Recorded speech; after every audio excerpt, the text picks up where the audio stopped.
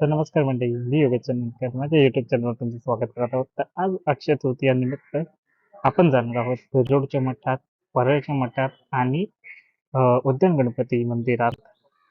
खूप मस्त इथं आंबा महोत्सव केला या तिन्ही जागेवर. तर या चला पटकन आजच ही व्हिडिओ टाकतो म्हणजे संध्याकाळपर्यंत तुम्ही ही व्हिडिओ बघू शकता आणि दर्शनाला जाऊ शकाल.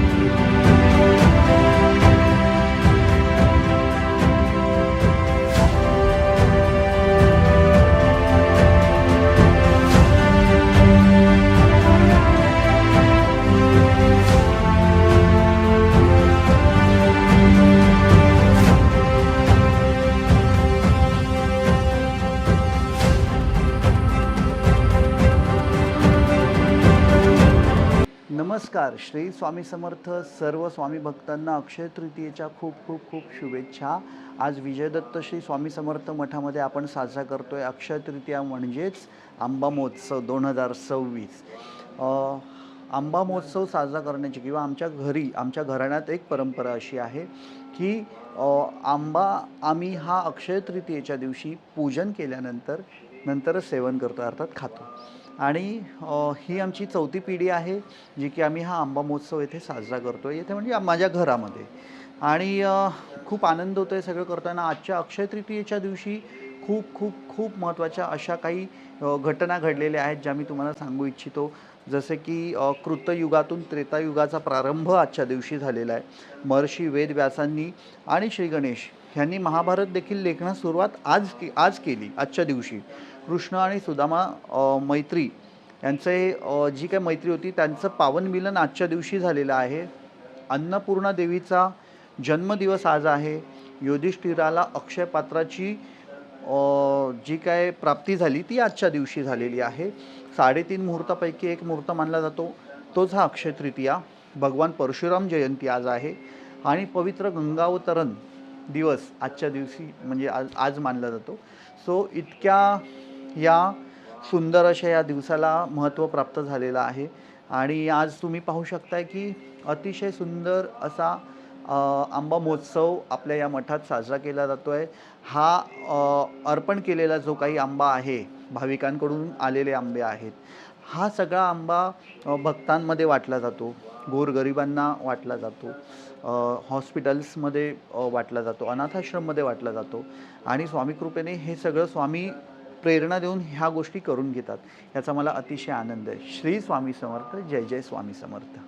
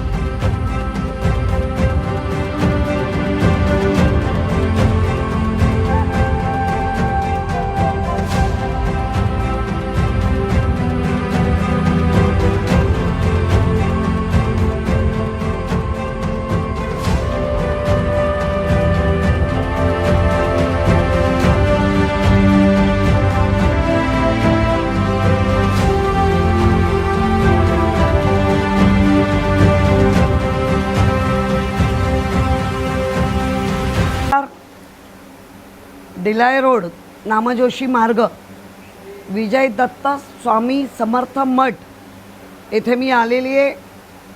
अनेक वर्ष मी जे आमचे गुरुबंधू आहेत त्यांना मी जोडलेली आहे. आणि आज आपण पाहतो ही आंब्याची जे आंबे वाहिले सजावट ही 5,000च्या वर, 5,555च्या वर ही संख्या आहे.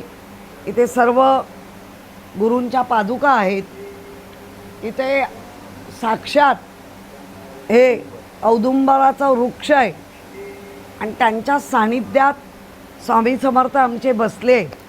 नुसतंच स्वामी समर्थ नाही तर त्यांना साक्षात्कार जेव्हा भवानीचा झाला, त्या भवानी माता पण तिथे बसलेली आहे. गणपती तर आपला आराध्य दैवत आहे. त्यामुळे ज्या पद्धतीने परशुराम, आज जयंती आहे तर परशुरामजी पण आहेत.